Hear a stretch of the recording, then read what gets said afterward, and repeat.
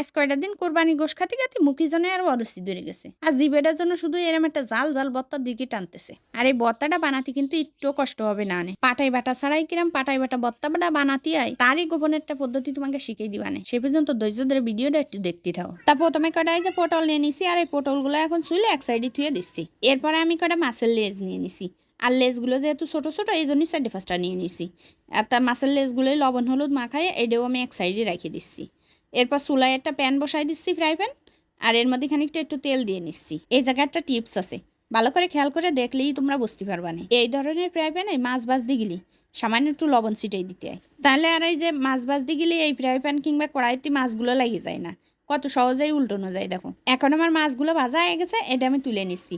আর তোমরা নিশ্চয়ই দেখতেই পারিস যে কত সহজেই মাছগুলো আমি তুলতে পারিছি। এরপর আমি ওই যে প্রথমে যে পটলটা চুলে রাখিলাম ওইটা কিন্তু আমি এই যে বাজির মতন কাইটে লবণ হলুদ দিয়ে মাখাই নিছি। এখন আমি এই যে বাইজে নিচ্ছি।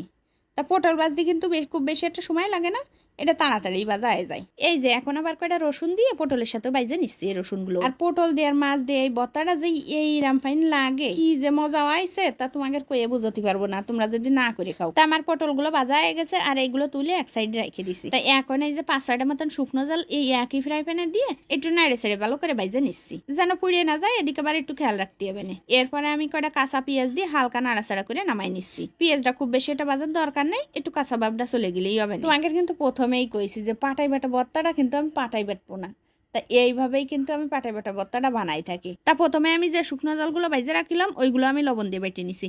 এরপরে বাইজে রাখা রসুন পেঁয়াজগুলোও বেটে নিচ্ছি। তা পাটাই বাটা ভর্তাগুলো যদি এইরাম করে আমার দিশায় করা যায় তা একটুও কষ্ট হয় না কিন্তু।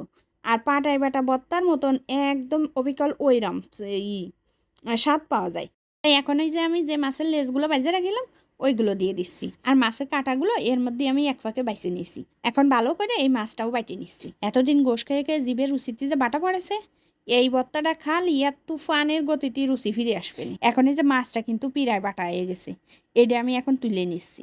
এই দেখো কি ফাইন নিফিস করে বাটা হয়ে গেছে। শুধু শুধু মাথা কইটে কষ্ট করে পাটায় বাটার দরকার আছে কোনো? এরপরে আমি যে পটলগুলো বাইজে রাখিলাম এইগুলো দিয়ে বাইটে নিচ্ছি। পটলটা কিন্তু আর নিফিস করে বাটা লাগবে না, একটু দলা দলা মতন থাকবে না, মুখি বাদলি ভালো লাগবে না। এই দেখো এর মধ্যে আমার পটলটাও বাটা হয়ে গেছে। এখন আমি এটা তুলে নিচ্ছি। এরপর একটু সরিষার তেল দিয়ে ভালো করে মাখাই নিচ্ছি। তা তোমরা যদি চাও একটু ধনে পাতাও দিতে পারো। ও কি যে ফাইন গিরান বেরোচ্ছিল মাখানোর সময়, তা তোমাকে আর কয়ে বুঝবো কি। একে তো আছে ভাজা পটল, তারপরে আছে ভাজা মাছ, আর সাথে আছে ভাজা রসুন, ভাজা পেঁয়াজ আর শুকনো জাল, মিলে মিশে সব যেন একাকার হয়ে যাচ্ছে। কুরবানি গোশ খেয়ে খেয়ে মুখি যে ওয়ার উচিত জটলা পাকাইছে, এই এক বত্তা দিয়েই কিন্তু সব ঠিক হয়ে যাবে। আজকের মতন চলে যাচ্ছি, সবাই ভালো থেকো, আল্লাহ হাফিজ।